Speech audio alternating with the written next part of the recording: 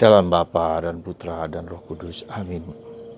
Bapa di surga, puji syukur kepadamu karena kami Kau ajak untuk melibatkan para wanita di dalam karya keselamatanmu.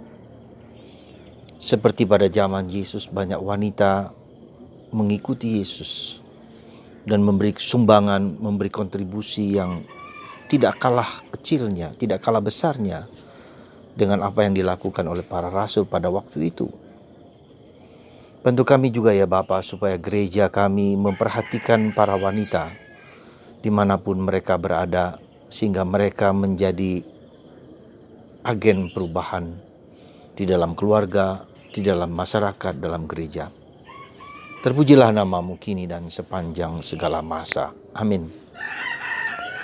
Saudaraku terkasih dalam Kristus, kalau kita perhatikan bacaan hari ini, Yesus diikuti oleh para wanita.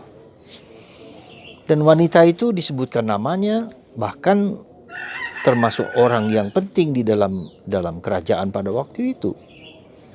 Wanita-wanita dengan kekayaannya, dengan sifat-sifat keibuannya, mendampingi Yesus dan para rasul yang lain.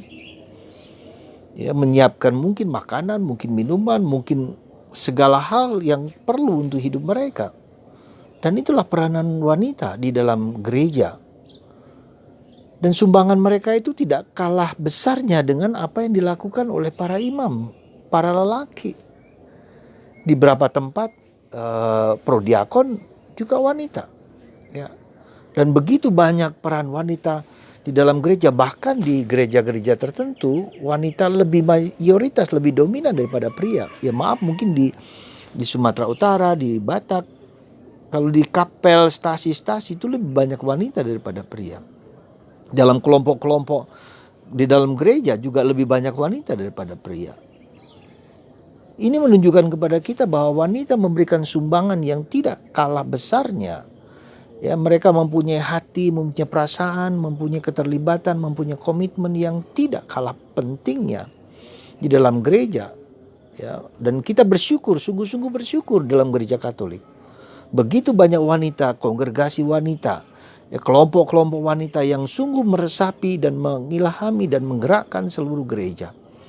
Ya, semoga para wanita yang bekerja dalam gereja tanpa pamrih, tanpa seringkali mengorbankan waktu, tenaga, keluarga demi kebaikan dan pelayanan gereja pada umumnya.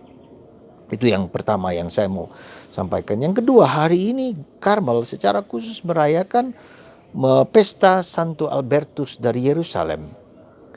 Jadi Santo Albertus ini adalah seorang yang memberikan regula, ya, yang lebih tepat bukan peraturan-peraturan, tapi lebih kepada suatu inspirasi, suatu rumusan hidup bagaimana mengikuti Yesus dengan cara Karmel, gitu loh. Jadi ini yang disebut dengan lebih kepada bukan peraturan yang hanya singkat, sangat singkat kalau disebut peraturan, tapi lebih disebut formula vitae, rumusan hidup, gaya hidup, cara berpikir, cara tindak, cara melakukan, menghayati hidup dengan cara sesuai dengan apa yang diberikan oleh Uskup Albertus dari Yerusalem. Nah, saudara, saya akan mengajak Anda sedikit untuk memperkenalkan Karmel. Mungkin sebagian dari Anda sudah kenal saya, tapi sebagian mungkin juga tidak tahu apa yang disebut sebagai Karmelit. Ya, jadi Karmel itu adalah satu gunung di Yerusalem. Ya, dan ordo ini berdiri di tanah suci, Holy Land. Ya, bukan di Eropa, bukan di Amerika, bukan di banyak negara Eropa, entah Prancis, Inggris atau Italia atau Belanda, tidak, tapi sungguh-sungguh di tanah suci. Nah, apa konteksnya berdirinya Ordo Karmel ini? Jadi kita lihat pada abad ke-13, tanah suci itu tahun 1200-an, tahun 1100 dan 1200, tanah suci Holy Land itu dikuasai, diserang oleh Saracen yang kita kenal dengan Perang Salib.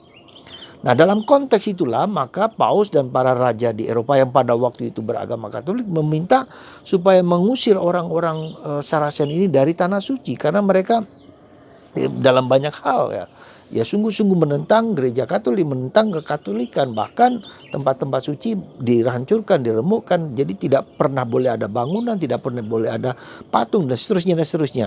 Nah, Disitulah perang salib terjadi. Jadi Eropa menghimpun dengan para rajanya, dengan tentaranya dari Eropa untuk menyerang tanah suci, dan itu terjadi sampai puluhan tahun, ya.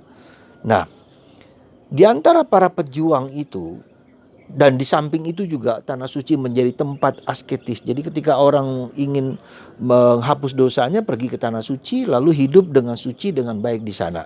Nah, jadi ada dua kelompok besar, adalah kelompok orang-orang yang berperang melawan orang Islam, dan kelompok lain yang sungguh-sungguh ingin mencari kesucian, mencari kehidupan yang lebih baik di tanah suci.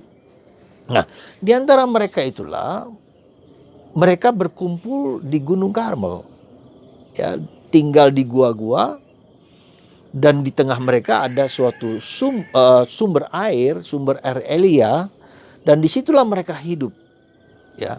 Mereka tinggal di sana, lalu lama kelamaan mereka membentuk kelompok, ya, membentuk kelompok, hidup bersama dengan doa, dengan gaya bersama, melakukan kegiatan-kegiatan rohani, dan kembali ke gua-gua itu, lalu kemudian terus hidup di sana. Sampai mereka kemudian sepakat untuk membuat semacam perkumpulan, semacam persekutuan. Nah, disitulah mereka mencoba hidup bersama, hidup doa dan seterusnya, dengan tujuan untuk mencari Tuhan. Jadi sekali lagi coba diperhatikan, mencari Tuhan, konteksnya adalah konteks peperangan, ya, dengan orang-orang Islam. Nah, disitulah maka kita lihat mereka tidak ada lagi berperang secara fisik kepada orang-orang Israel, tetapi lebih kepada peperangan rohani. Maka surat Paulus kepada umat di Efesus, di sana mereka memakai istilah-istilah peperangan, ketopong, topi, pedang dan seterusnya. Yang musuh kita itu bukanlah yang nampak, yang kelihatan, tetapi yang tidak nampak, yang tidak kelihatan. Dan perjuangan itu adalah perjuangan rohani, ya. Nah, itulah kemudian mereka mereka datang kepada uskup Yerusalem yang pada waktu tinggal di Acre. Jadi bukan meskipun karena uskup Yerusalem, tapi karena Yerusalem dikuasai oleh Sarasin, maka tinggal di Acre, suatu daerah yang agak di luar Palestina, ditinggal di sana, tetapi menjadi uskup untuk Israel. Nah, para Karmelit Awali inilah datang kepada uskup untuk meminta peraturan hidup yang kemudian disebut regula. Ya. Kemudian berdasarkan diskusi mereka, kunjung mereka dengan masukan-masukan mereka, gaya hidup mereka, kemudian uskup inilah membuat regula itu yang kemudian diberikan kepada orang-orang Karmelit. Dan disitulah awalnya. Pada tahun 1207 sampai 1214, ya. Kemudian tahun kemudian ketika itu Sarasen semakin menguat, dan kemudian hampir seluruh Yerusalem, seluruh Israel dikuasai oleh Sarasen. Nah, kelompok ini dalam bahaya kelompok Karmelit awal ini dalam bahaya. Nah, kemudian apa yang terjadi? Sebagian mau tinggal di sana dan mati melawan orang-orang Sarasen, sebagian lagi kembali ke tempat mereka berasal, ke Italia, ke Belanda, ke Belgia, ke Jerman, ke Prancis, dan kembali ke sana. Di sana mereka kemudian mengembangkan diri dan kemudian kembali lagi, bergabung lagi, lalu membentuk kelompok yang disebut Ordo Karmel, ya.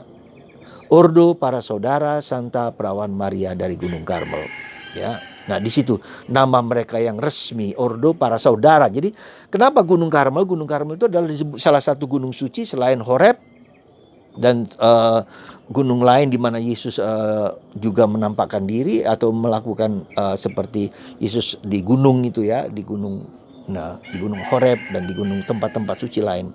Disitulah Nabi Elia, nabi di mana mereka juga mendirikan sekolah, ya, kemudian semacam pertapaan di mana mereka saling mencari Tuhan, hidup dalam keheningan dan kesunyian. Nah, lalu kemudian ada kapel di tengah kapel tempat mereka tinggal itu disebut kapel Bunda Maria, dipersembahkan kepada Bunda Maria. Nah, saudaraku terkasih dalam Kristus, apa intinya dalam menjadi Karmel? Intinya adalah mencari kehendak Tuhan. Jadi para Karmelit awal itu dari Eropa, bayangkan, pada waktu itu pergi ke Yerusalem untuk mencari hidup seperti Tuhan sendiri. Nah, itu intinya. Itu yang kita sebut dengan kontemplatif, hidup dalam roh, hidup dalam hadirat Tuhan, ya. Nah, Lalu apa yang untuk hidup dalam hadirat Tuhan itu membutuhkan suatu proses yang panjang dan sulit seperti mendaki sebuah gunung. Dia harus melepaskan segala ikatan-ikatan untuk menemukan Tuhan. Ya. Nah, disitulah kurang lebih ya spiritualitas Karmel adalah mencari kehendak Tuhan. Ya, lalu sebagai motonya adalah selo selatus sum pro domino Deo exercitum. Aku bekerja segiat-giatnya bagi kemuliaan Tuhan. Bekerja demi kemuliaan Tuhan. Nah, disitulah kemudian Karmel berkembang dan bertumbuh. Jadi Karmel itu tidak punya seorang pendiri seperti Yesuit, seperti Fransiskus, tapi kami adalah satu kelompok orang yang bersama-sama dengan serius, dengan sungguh-sungguh mencari Tuhan. Jadi saudaraku terkasih dalam Kristus, seperti mendaki gunung Karmel. Nah, maka Karmel dikaruniai karisma, ya, karisma kontemplatif, karisma hidup mistik, ya. Nah, itulah kurang lebih kalau Anda mau mengenal Karmel dengan lebih baik, ya itulah. Jadi perjalanan mencari Tuhan, dan mencari Tuhan itu bukan hanya di luar, tetapi di dalam batin. Mencari Tuhan, melepaskan segala ikatan-ikatan. Tuhan itu ada di ruang ketujuh seperti Teresa Avila, seperti Yohanes dari Salib, mendaki gunung Karmel, melepaskan segala ikatan-ikatan. Dan itulah jadi persatuan dengan Allah. Dan dari situlah kemudian mereka membagikan apa yang mereka alami itu kepada orang-orang di sekitar. Saudara, mari sekali lagi kami bersyukur sebagai Karmelit dipanggil untuk mencari dan menemukan Allah dalam kehidupan kami sehari-hari. Terutama dalam batin, tapi juga dalam kehidupan komunitas, dalam kehidupan pelayanan, di paroki, di berbagai macam karya kerasulan lain. Sekali lagi, semoga kami mendoakan Anda semua yang mendengarkan apa yang seringkali sudah renungan-renungan yang saya berikan kepada Anda. Itu juga adalah suatu proses di mana saya juga mencoba mengenal sabda Allah, mengenal cinta Allah, mengenal Yesus dan Bunda Maria, dan saya bagikan kepada Anda. Dan juga Anda kami mohon berdoa untuk para Karmelit supaya kami setia dalam perjalanan hidup kami sehari-hari. Sekali lagi, seperti Anda, seperti wanita, seperti pria, dimanapun kita melayani demi kemuliaan Tuhan, bekerja segiat-giatnya. Semoga Anda giat mencari Tuhan di atas segala sesuatu. Hidup dalam hadirat Allah, dalam hati yang murni, fakare Deo, kosong bagi Allah, tetapi juga murni di dalam penghayatan mengikuti Yesus, mengosongkan diri demi Kristus. Tuhan memberkati Anda semua. Semoga Anda dikuatkan, diteguhkan, dan dibebaskan dari segala macam penyakit, dan sungguh-sungguh mencari kemuliaan Tuhan dan melepaskan ego kita masing-masing. Terpujilah nama Yesus. Berkat Allah Bapa di surga untuk Anda semua dalam nama Bapa dan Putra dan Roh Kudus. Amin.